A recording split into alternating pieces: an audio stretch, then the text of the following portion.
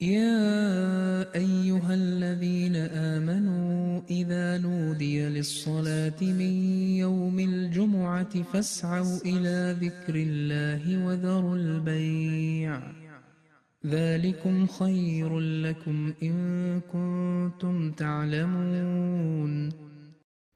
நம்பிக்கை கொண்டோரே, வெள்ளிக்கிழமை தொழுகைக்காக அழைக்கப்பட்டால் அல்லாஹுவை நினைப்பதற்கு விரையுங்கள், வியாபாரத்தை விட்டுவிடுங்கள்.